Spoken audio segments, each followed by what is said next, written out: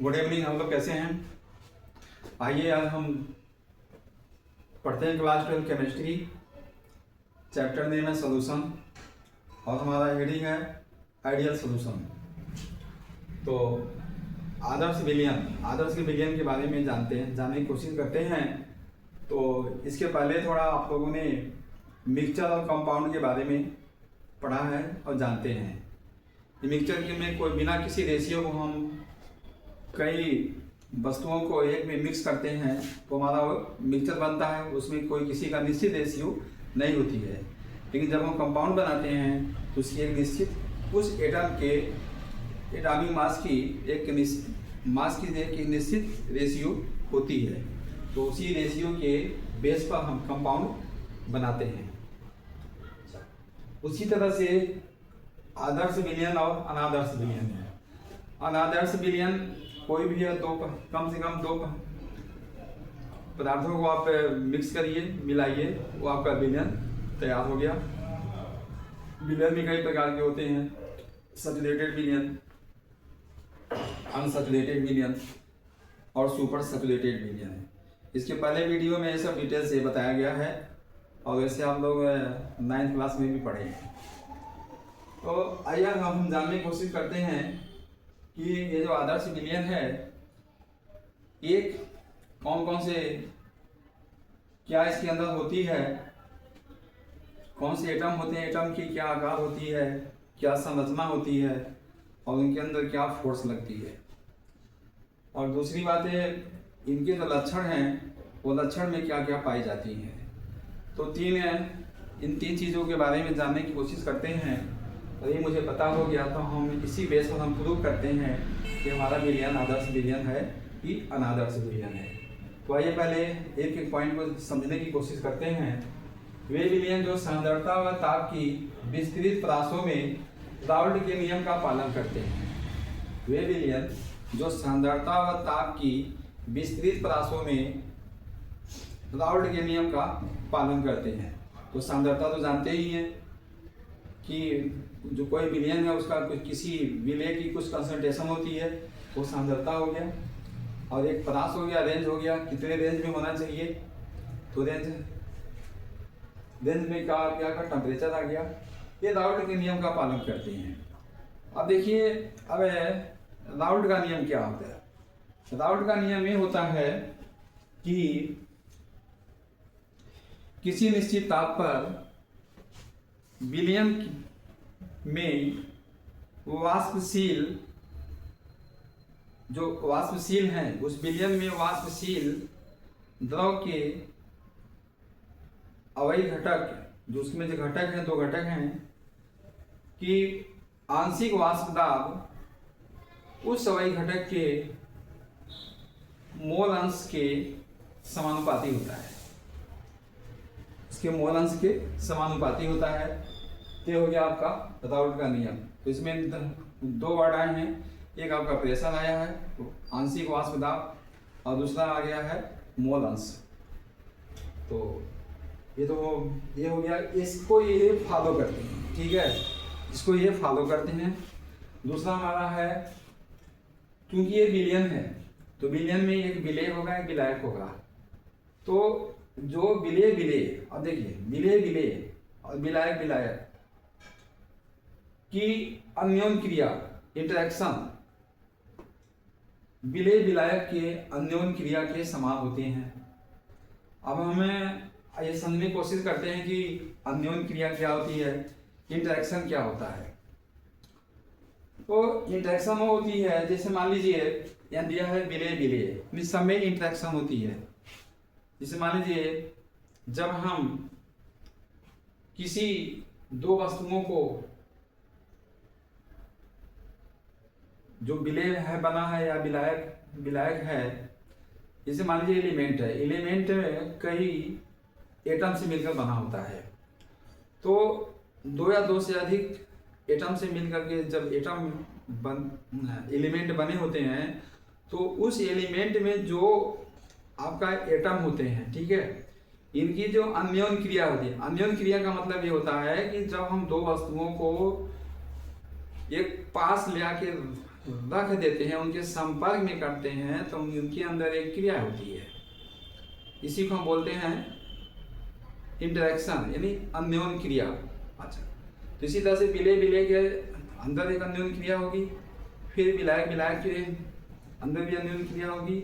लेकिन जब विलायक को हम लाते हैं तो वहाँ भी अन्योन क्रिया होती है, यानी तीनों अन्योन क्रिया विलय की भी, विलायक की भी और विलयन की समान होती है। ये क्रियाएं क्या होती हैं? समान होती हैं। तो ये हो गया, इनकी अन्योन क्रियाएं समान होती हैं और ये निम्न परिस्थितियों से मिलकर इनकी परिस्थितियां क्या होती बनने के लिए। और कौन कौन सी परिस्थितियां हैं? पहली परिस्थिति इनकी है कि जब दोनों की विलय दोनों की संरचनाएं समान होती हैं, दोनों की संरचनाएं, भाई संरचना के बारे में सोचते हैं। फॉर एग्जाम्पल, जैसे मान लीजिए बेंजीन है और टॉल्यूइन है, तो किसी चीज को जब हम संरचित करते हैं तो उसमें क्या क्या यूज हुआ है।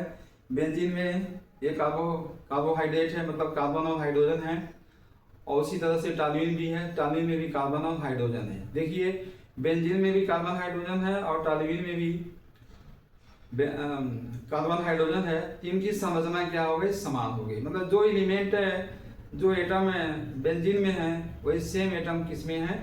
टॉल्यूइन में है। तो हमारा हो गया संरचना, इनकी संरचना इक्वल हो गई। दूसरा है कि अणुओं का आकार, अणुओं का आकार भी समान होती है। तो जब एटम सेम है तो उनकी अणु भी, उनकी संरचना भी सेम हुई और उनकी अणु भी का आकार भी सेम हुआ। जिसमें आपके बेंजीन हो गए, टॉल्यूइन हो गए, एन हेप्टेन हो गए, एन हेक्सेन हो गए, उसके बाद से एथिल ब्रोमाइड हो गया, एथिल आयोडाइड हो गए, और इस तरह से हो गए इसमें।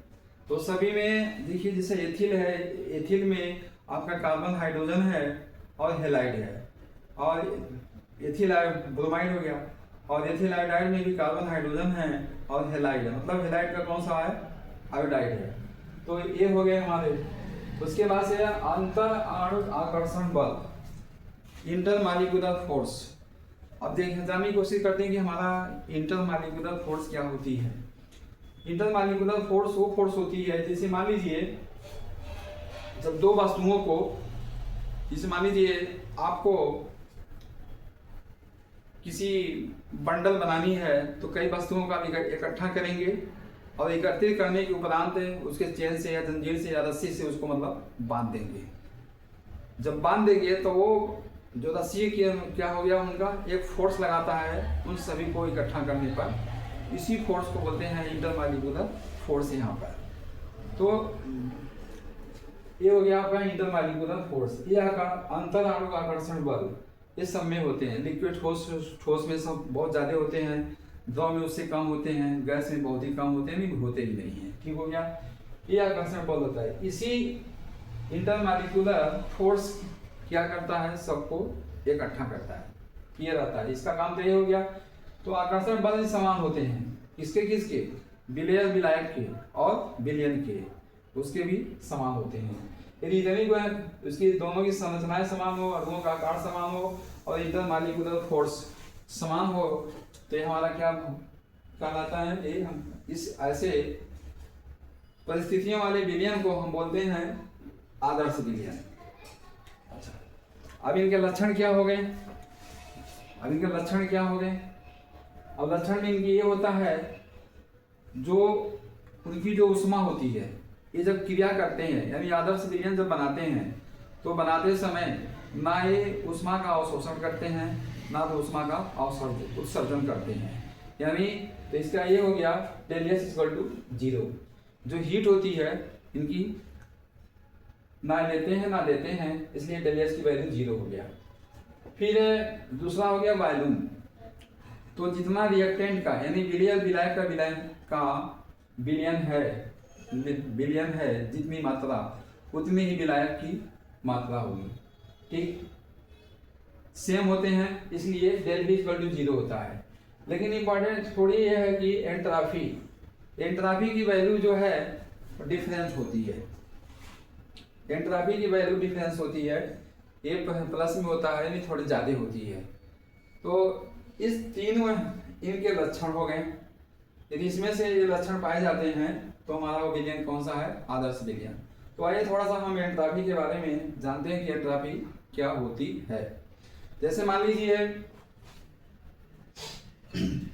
आप जब किसी चीज को, कोई वस्तु है उसको रखते हैं, एक ढंग से रखते हैं, एक सिस्टम से रखते हैं, ठीक।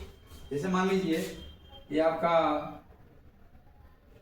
ए है, ए बी है, ये सी है, ये ए है, ये बी है, ये सी है, ये 1 है, ये 2 है, ये 3 है। किसी कंटेनर में मैंने इसको रख दिया, ये सिस्टम से है। ये फिगर हमारा ए हो गया, ये सिस्टम से है। जब ये सिस्टम डिसबैलेंस हो जाते हैं, जब ये सिस्टम डिसबैलेंस हो जाते हैं, यहाँ सी हो गया, यहाँ ए हो गया, यहाँ बी हो गया, यहाँ 1 हो गया, यहाँ पर आपका सी हो गया, यहाँ पे 3 हो गया, यहाँ पर आपका बी हो गया, यहाँ पे 2 हो गया, यहाँ पर ए हो गया। ये फिगर हो गया हमारा बी। ये बेढंग का हो गया और ये ढंग का हो गया। इसकी अरेंजमेंट सही है, इसका अरेंजमेंट कोई पता नहीं है कौन वस्तु कहाँ से कहाँ सेट हो गया है, ठीक। ना क्रमागत में है, ना मतलब ढंग के हैं।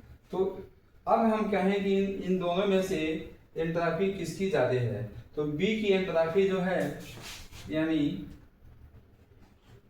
Del S B greater than del S A के। तो यही हो गया del S equal to greater than 0 के। तो इसकी एंट्रॉपी एक क्रिया होनी चाहिए। अब इसको और हम समझते हैं। जैसे मान लीजिए आपको पता है यदि हम दो गैसों को मिलाते हैं, जब कोई लिक्विड द्रव जब वाष्पशील होती है तो गैसीय अवस्था में आती है।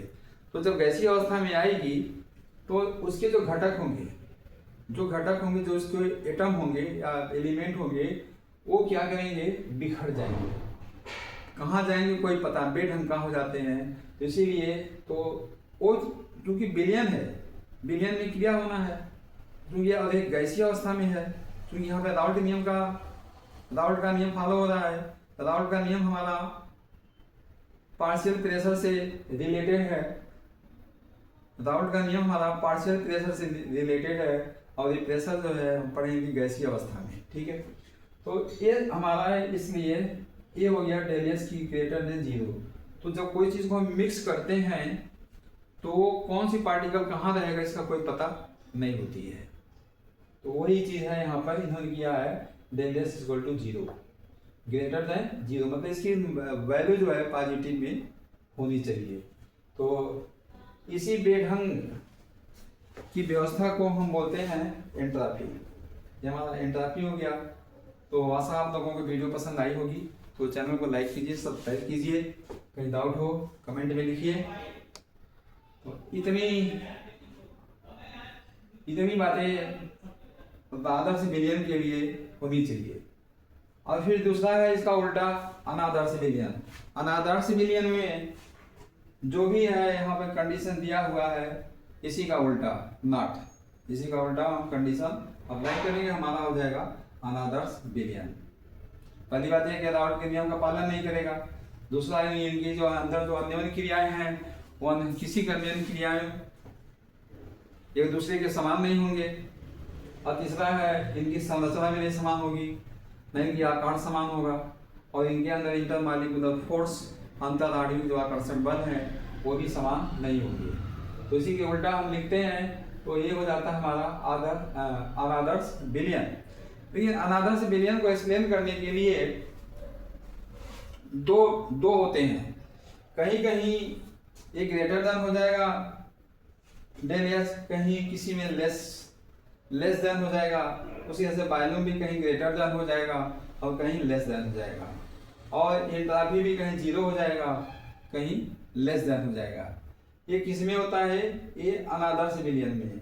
तो कभी कभी क्वेश्चन पूछा जाता है कि आप बताइए ये कौन सा विलयन यदि आदर्श है अनादर्श है तो उसमें क्या इक्वल होगा, इसमें कौन सी सही है। ये सही है कि ये देन भी ग्रेटर देन सही है कि लेस देन सही है, लेस देन सही है तो अनादर्श विलियन में कौन सा विलियन है। तो इस तरह से इसमें से एक क्वेश्चन जो आती है, चाहे आईटी हो चाहे नीट हो, दोनों में से अक्सर इसमें से एक क्वेश्चन पूछा जाता है। यदि पूछता है तो इस तरह से पूछता है। यदि आदर्श विलियन पूछता है तो आपका ये भी दिया रहेगा, ये भी दिया रहेगा, ये भी दिया रहेगा, और इसी में से कुछ उल्टा दिया रहेगा। तो जिनको याद होगा अपना इसी तीनों को टैली करेंगे, जो टैली हो गया उनका आंसर हो गया, नहीं टैली हुआ तो उनका आंसर रॉन्ग हो गया। बस इसमें हम इतने जानेंगे। आशा आप लोगों को वीडियो पसंद आई, वीडियो को लाइक कीजिए, सब्सक्राइब कीजिए और शेयर कीजिए। Thank you.